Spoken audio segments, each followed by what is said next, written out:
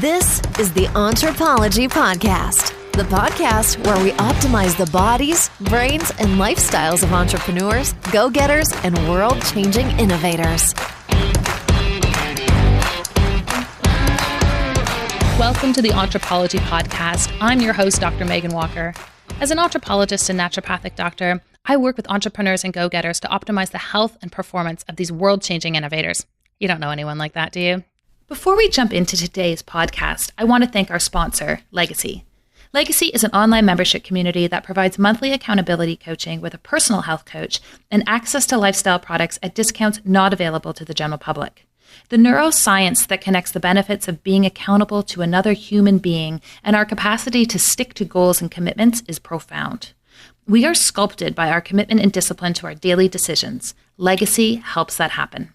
Legacy memberships start at just $22 per month. To learn more, visit legacymemberships.com. Today, I sat down with Dr. Andrew Blackwood. Andrew is a psychotherapist focusing on family and marriage counseling with a particular interest in family of origin and about to write a book, or release his book, talking about how to craft the perfect apology. Andrew is one of those people with kind eyes, a warm heart, and a whole lot of wisdom. He is equal parts compassion and call to action, but like most skilled therapists, he weaves his advice into this collective narrative of our conversation, mostly without me even knowing it. Our conversation today was no exception. It was full of pure gold, and you are going to love it. Dr. Andrew Blackwood, it is such a pleasure to have you on the Anthropology Podcast. I'm excited to be here, Dr. Megan. Well, you and I have had the pleasure of being friends for quite some time now, and I have wanted to have you on the show because I want everyone to have access to this tremendous insight and wisdom that just seems to radiate from you. In any conversation that we've had, you've always just had such a depth of information that you can provide. And I know that's in part from your training. I know it's in part from your background. Can you share your story, where you came from, and what compelled you to pursue your work? Sure. Well, for starters, you're too kind, Megan. You're way too kind. There's no way that I always spout wisdom, but always. But you're right. I did have the privilege of going to school and studying marriage and family therapy, and before that, you asked about my story. I am the second eldest of four siblings and born to Jamaican parents. So I'm a first generation Canadian. I grew up going to church and loving that. And I guess I'm just touching base on a couple of things that kind of pull together the fabric of who I am. My parents were divorced when I was 13. And I went away to the US for my first degree in music and came back and continued my studies and back and forth in the States. So why did I pursue this? How did I pursue psychotherapy? Well, the honest truth is people have always seemed to feel comfortable with me and share most meaningful, maybe even secret moments. And I've long been a good listener. I care about people, and I've always been intrigued by the mind. And, I didn't plan this out, to be honest with you. I actually wanted to be a medical doctor and failed chemistry in high school. So those dreams were dashed against the stone. I went into music and had no idea where I would go when I got back. But as life kind of works itself out, and I found my way. I can't really take credit for that, but those things that, were present in my life when I was much younger started to make a whole lot more sense. And, I came across some opportunities and prayerfully kind of making decisions, and here I am. Amazing. And I think your breadth of background and life experience is part of where so much of your really great information has come from. And, I think that talking about mental health with entrepreneurs is so important. The rates of depression, the rates of anxiety, the incidence of mental health challenges for this particular population are very, very high. And I think in part because there's just so much emphasis on performance and execution. And I think there's a lot of shame for people to actually step back and talk about how they're feeling, that when the opportunity for that conversation to arise takes place, people jump at it. And as I talk to entrepreneurs and I say, what's your biggest source of stress? Inevitably, it's always coming back to these mental health issues. And when we get into it, a lot of the times it's related to family in two ways: either pressure from their parents or their family of origin with respect to decisions that they're making. Either parents are like, you need security, why are you becoming an entrepreneur? Or I was an entrepreneur and you have to pursue this. And there's just a lot of mixed emotions there. And then also with partners and spouses and families. And how do you balance this all or nothing state that is entrepreneurism with having a healthy relationship? So these are things I really want to delve into with you. And I really want to create the opportunity to open the conversation related to some of these issues. So, to that end, let's just start simple. And I'm kind of interested in your perspective on, to what degree does our family of origin dictate our destiny in terms of what we're going to become or do, our role in the world? I definitely think it has an impact. I wouldn't say in most cases, or in any case really, that it dictates. I would definitely say it does inform where we go, what we do, and who we are. So it doesn't create the material, but it does have a hand in shaping it. And I think the biggest thing that we can do, whether we're talking about family of origin or talking about mental health, is increase our awareness and getting some good information, because that can shift the dynamic in your family, whether you're talking about your current family or your family of origin, and even your business and practice. Right. And so, in talking to my population and in talking to entrepreneurs, a lot of them talk about this as being their calling, right? They're like, I have to do this. Like, I just have this endless supply of ideas and I have to execute on them. But like I mentioned before, there's this struggle, right? With their parents, and their parents are like, come on, like, just, can you do something more secure? And I get the struggle back and forth. And I know that, certainly a lot of the individuals that I'm speaking to are like, I sincerely struggle with this. What kind of advice would you provide them, either in how to open a dialogue or really how to move towards a psychology where they're strengthening that sense of self and confidence in where they feel they should go? Bouncing back to the whole awareness piece, there's the reality of self-awareness and how important that is, but then there's also the awareness of your family and their family history. Where is this pressure coming from? Right. Sometimes it's genuine care and concern about the future, which is actually wise. There's a lot of wisdom that we can get from our parents and, family members and spouses. But then sometimes along with that wisdom, or in place of it, or in the guise of that wisdom, is anxiety from their life and their life story. So if we're unaware of what that story is and how it plays out, then we might not be able to tell the difference. People have consistently said to me, you have to assume that it's not always about you, that it's often about their story, and I feel like that's what you're alluding to.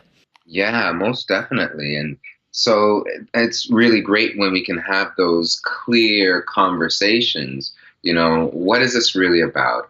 Are you anxious? Are you feeling anxious? Are you concerned? Do you have a specific concern that we can address? Because often we can address this together. And that's one of the, there's a big difference between worry and concern, whether you're speaking from an individual perspective or from, a family perspective. Worry is basically spinning your wheels and not going anywhere. You're having these negative pictures and predictions, whereas concern, you can really develop a concrete plan because there are some legitimate aspects of the concern that you are not in control of, but then there are parts that you are in control of. Right. And it's funny because even as you were mentioning, considering where they came from, and this is a totally different discussion, which I think we're into a completely different episode. But, there's increasing research now looking at, historical family trauma, wars, famines, looking at immigrants, and how that actually imprints on your DNA. So sometimes people's concern or apprehension or anxiety about the path of their offspring, as it were, to like bring it back totally to genetics, I think can sometimes come from those places as well. Like, at what point do we really start to evolve into having this autonomous sense of self, meaning moving away from this need? And I know people who are in their 50s who are still engaging in this need to please our parents. How do we flip that psychology?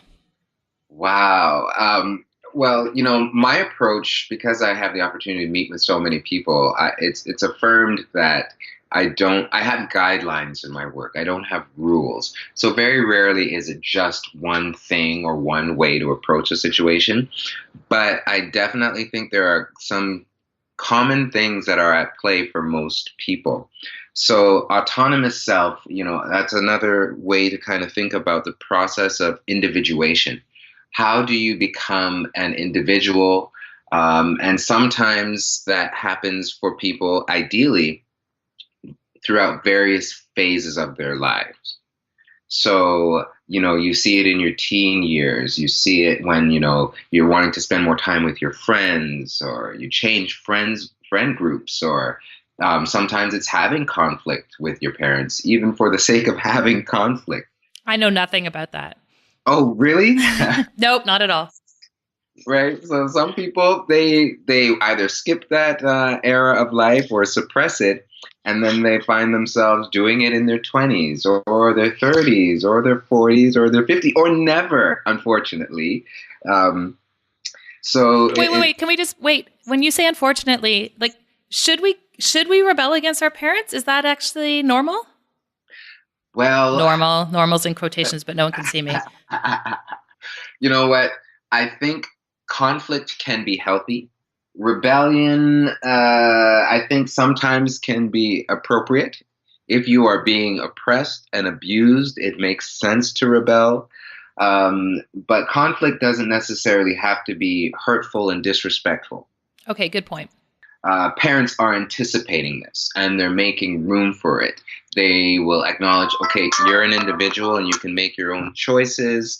We want you to be safe. This is what we want to encourage you to look out for. But some people are not prepared to do that, not informed enough to do that. And some people are not receptive of that. And they want to do their own thing when they want to do it. So sometimes that individuation process can be complicated, even by the self-willed, strong-willed person. I'm half joking when I said I never had that rebellious streak. I don't think I ever engaged in that disrespectful piece, but I feel like, building your own business and doing your own thing, I feel like those are opportunities to kind of rebel against established norms. And I think for a lot of people pursuing entrepreneurism, that's the way that it manifests for them. And maybe many people are rolling their eyes like, no, I seriously rebelled when I was a teenager. And I'm curious too, maybe this is a function of being the oldest child, and it's sometimes the only child because my parents are divorced. Does birth order matter? Doesn't matter. I think it can play a strong role, but just like we were talking about the family of origin, does it dictate? It doesn't dictate anything. It really depends on the context. So you talked about the eldest child, which might, be the only child, but sometimes depending on the family dynamic, the family setup, as you know, there are so many different experiences of family. There's the blended family, there's the, and then you factor in family history. So you factor in culture, you factor in ethnicity, then you factor in the story of a particular family. If there is trauma, or if there is abuse, or if there is, mental health or developmental, challenges, birth order really might not have that much of a significant role in determining who that individual becomes. I was the second born, like I mentioned earlier, but, my brother, he is an amazing graphic artist. And you could see his artistry even as a child. But coming from Jamaican West Indian parentage, there wasn't necessarily an appreciation for that type of personality. Whereas I was, in my younger years, the more straight-laced kind of linear thinking. And then because I was a second child, I also learned from my brother's mistakes. So for a period of time, I was inducted into the role of being the eldest child. I was the second born, but I was in effect the eldest because I was more, I remembered certain things that my brother didn't. So birth order in that essence really didn't play so much of a role in who I am. In fact, the fact that I was second born and then inducted into the role of the first or the eldest, that had more of a impact on my development than being born second. Does that make sense? Yeah, it totally makes sense. Do you see in your practice, though, certain trends with individuals, the firstborn, the middle versus the youngest? Like moving from the theoretical to like just in general, when you are working with people, do you see that? I do. And you see it more play out in terms of the relational dynamic. So, the middleborn is the one who, depending on the gap, the age gaps between their siblings, they're the one who's typically more able to share, or they're the one who is more inclined to keep the peace. The youngest one is usually the one who might be a little bit more expectant of help or support. Or alternatively, they might be the one who rejects support because they are tired of being babied. So you do see some of those dynamics, but most of the times when people share about, particularly the things that were hurtful or harmful, they have more to do with the other aspects of family life. Yeah, it's interesting. And, as I was looking at the literature with respect to birth order and entrepreneurs, it was very divided by culture. Mm-hmm. So, there was a study out of Hong Kong where they were looking at firstborn children having a higher propensity towards entrepreneurism, but that was not seen in other cultures. So, I think you're right, Dr. Blackwood.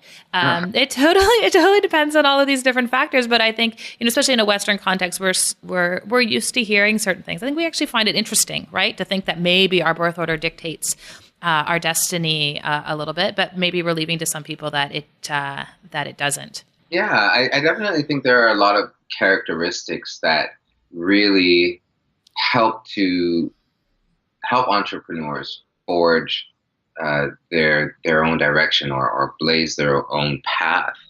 And I think it has a lot to do with their ability to take risks, right? Which can be informed by family, can be informed by culture.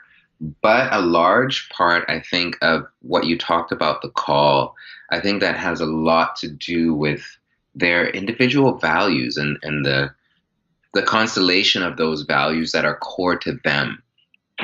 Now, sometimes those values may be shared with their parents or their siblings, and other times in direct conflict with them. For example, an entrepreneur might be driven by the value for making a difference or achievement or success, or even security, or even independence. It can vary from one person to the next. And if a family has a strong value of, let's say, family, right? We do everything as a family. This is the family business, right? You're part of the family. But this person has a core value for independence. A lot of people don't know what their core values are and don't realize those core values will put them in a position for either success or intense conflict.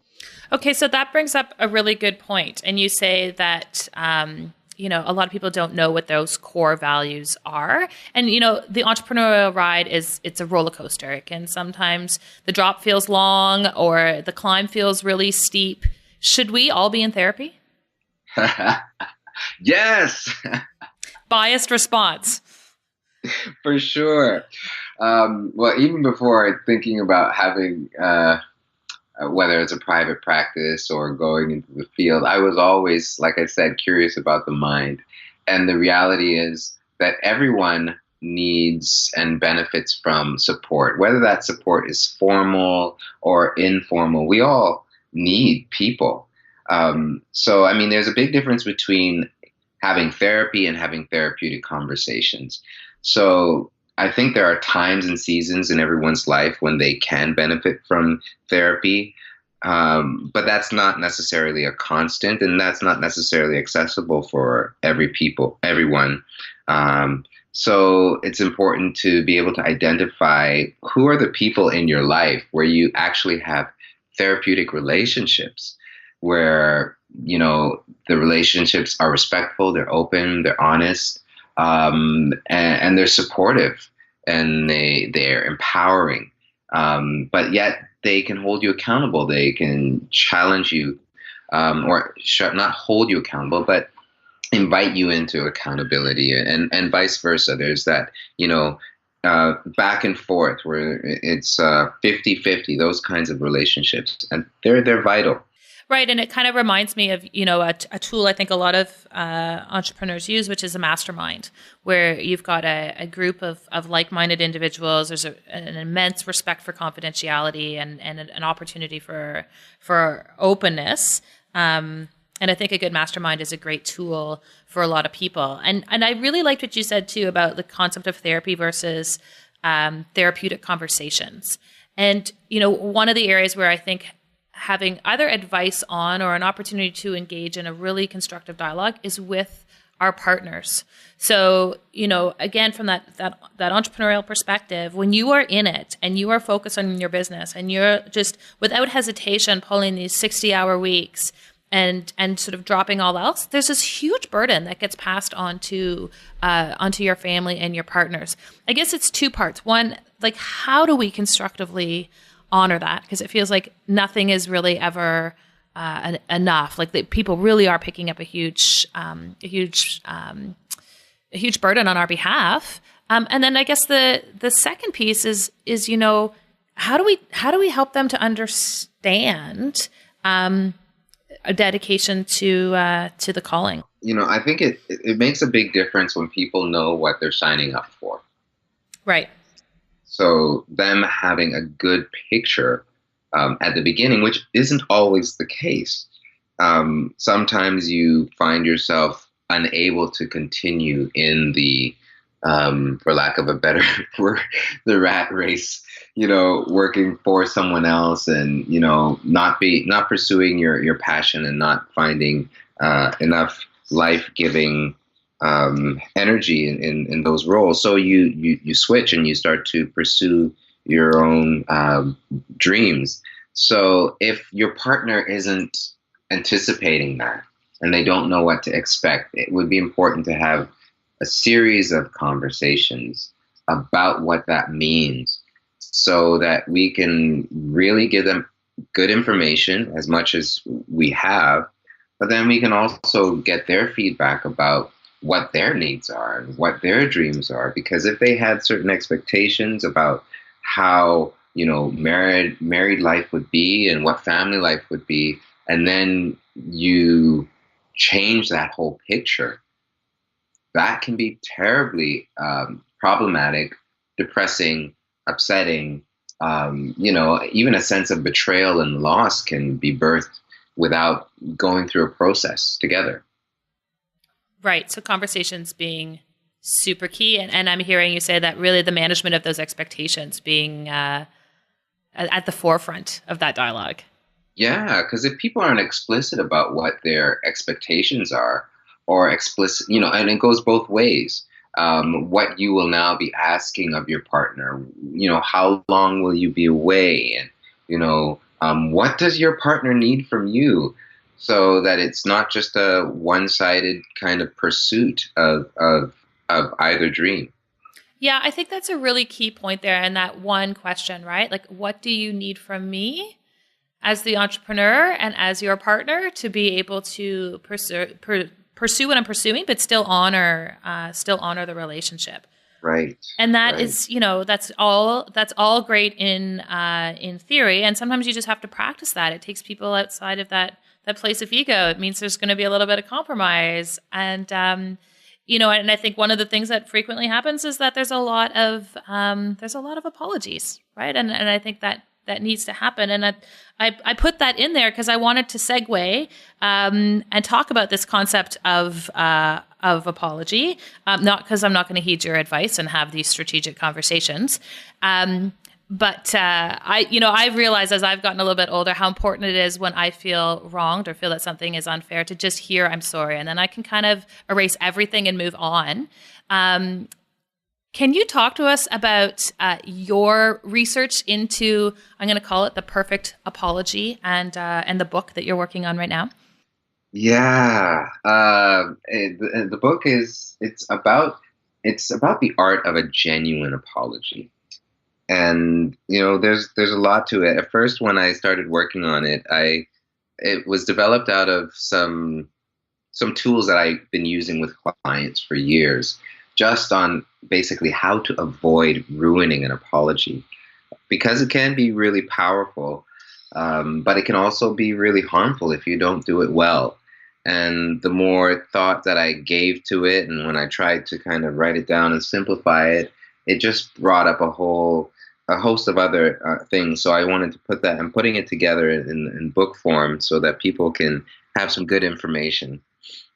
But I agree with you that a healthy, meaningful apology can free people up to move past situations and even heal emotional injury that, has been there for even quite some time. And what constitutes an apology based in integrity? Integrity is really, that's one of my core values, by the way, because that has everything to do with honesty and strength and dependability. So if there isn't that sense of honesty going into the apology, is the apology sincere? If you are lacking sincerity, or if it's compromised and not addressed, then it's going to do more damage than good to both parties. Then the whole part of dependability has a lot to do with what happens after you apologize, which can throw even the most sincerest of apologies out the window. Because saying sorry for something and then going back and doing the same thing, it's worse than never having apologized at all. Right. And it's so interesting that you're talking about this because, one of the things I would do in my practice is a lot of genetic testing. And we would look at propensities to make serotonin or make dopamine or any of these different elements. And it's really interesting because there's a very distinct genetic profile of people who don't carry the scars of interactions or the scars of failures. They can really very much integrate it and let it go. Their physiology is not designed to hang on to it. But for other people, they do hang on to it. And as you are describing the sincerity of the apology, I'm viewing it through this lens of neurotransmitters. And there's going to be those people who can just let it go because they can do it, but they're still going to need that trigger that takes them from that immediate emotional place to that inherent genetic environment that allows them to do that. And I think that's what you're getting at. It's so interesting as we're sitting here to have the psychology melding with the genetics and the neurotransmitters and all of those pieces. But at the end of the day, it's such a critical skill in life, right? To be able to offer that to people. And it's a gift to be able to offer that to people. Right. Most definitely. Whether it's difficult or easy to move on, I do think providing the venue and the guidance for how to do that. Because if one partner, has a genetic profile that makes it easy for them and the other partner doesn't, how do you meet in the middle? And, are we speaking the same language? And, it's important for every relationship to really master the basics. I mean, something you would learn in kindergarten, let's take turns, right? When you think about it, everyone has a perspective, but do both sides get heard? And how do we do that in a way that, doesn't vilify or demonize one person and, make the other person out to be some sort of angel? So finding the middle ground does require that kind of understanding and the ability to listen and the ability to engage. Some people want to take the short route, and I'm sorry is good enough, right? I don't need to be specific about what I'm sorry for, or I don't need to mention what I did in the past. Why are you bringing up the past and all this kinds of stuff? So I think the elements of a good apology actually do require enough specificity about what the hurting party has endured. Without that, then there's no real way to convey that I appreciate what you've experienced. And, it matters to me how you're feeling. That's a whole nother conversation, aside from I was wrong for doing what I did. Well, and I think that's the key right there, what you just said, it being able to convey that it matters to me how you are feeling. And I'm reading a book on negotiation right now, and it was like, at the end of the day, you need to have empathy for the person sitting across from you. And if they feel like they are understood and you understand how they're feeling, then that completely shifts where a negotiation is going to go. I think it's so exciting, and I can't wait to read this book and gift it to significant people in my life. I've got a quick question for you. How do you define health? In the realm of relationships, I think health is intrinsically connected to growth. And it's, for lack of a better way to say it, it's contagious. It's inspiring. It's informative. It's influential. So if you are growing, and if you are inspiring and encouraging and supporting growth in other people, I would definitely say that that's healthy.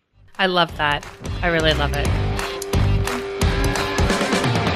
Each month, I'm featuring a new anthropology quiz to help you unlock and uncover some of the physical performance blocks that may be holding you back from your true potential.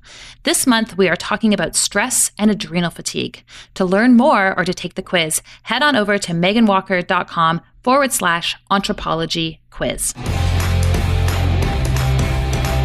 Andrew, we're going to segue into that second half of the interview that we talked about, where we're looking at those key performance indicators. And so these are things that you have not been prepared for, but they're also not difficult. But I wanted your raw first impression of these different topics. So here's the first question. Do you have a consistent morning routine? If so, spill it. I do. At least I try to make it consistent with 3.5 and 6-month-old children. But my morning routine includes waking up to my alarm at about 6 o'clock, doing some push-ups, and having some devotional time, quiet time, journaling, praying, and then getting my 3.5-year-old up and getting her ready and having breakfast and taking her to school. That's my morning routine. And then I try to get to the gym. Good for you. I like that. Get your blood flowing and then some time with your kids, which is so nice. Fiction or nonfiction? Nonfiction. What are you reading right now? I just finished one. Actually, it's the Dave Ramsey's Money Makeover. Okay, I like it. What's your hot beverage of choice, and how do you prepare it? I'm not much of a hot beverage person, but when I'm preparing my own, it's orange pico with almond milk and brown sugar. But I also enjoy the hot apple cider from Starbucks. Oh, yeah, good call. What do you do for fun? Hang out with my friends, watch TV with my family, listen to music and dance. And last question, entrepreneurism. Are we born this way, or do people learn to become entrepreneurs? Ooh, I would say both. Not everyone who is an entrepreneur becomes an entrepreneur. Right. So you could have it innately within you and never access it. So I think even the best of entrepreneurs out there learned along the way to turn natural ability and talent into skill. Yeah, I find this question so interesting, and I'm trying not to pipe in here on it. It's fascinating to me. I find that people's answers are often sculpted by their experience with entrepreneurism, which is so nice, because what it says to anybody who feels they have this calling is that it doesn't really matter what your background is. It doesn't matter what the research says. It doesn't matter any of those things. If this is what you feel compelled to do and you're driven to do it, you're going to find a way to make it happen. Andrew, Dr. Blackwood, like always, it is such a pleasure to be able to hang out with you and hear what you have to say, and your profound perspectives. And there were just so many gems in this conversation. Thank you so much for taking the time to hang out with us. Thank you for having me, Dr. Megan. I loved it. It was great. Amazing. And if people want to learn more about what you are up to, or where they can hear more about your work, where can they find you? They can find me at www.coachdrew.ca. And I also see people at Dr. Karen Gordon's leadership studio in Toronto. So www.dkleadership.org. You can find me there too. Amazing. Thank you so much, and have a fantastic day. I will. You too. If you enjoyed our conversation and would like to hear more, head on over to Stitcher or iTunes and subscribe to the Anthropology Podcast. We would also really appreciate a quick review. When people have their health, they can change the world. Let us keep you healthy and you go change the world.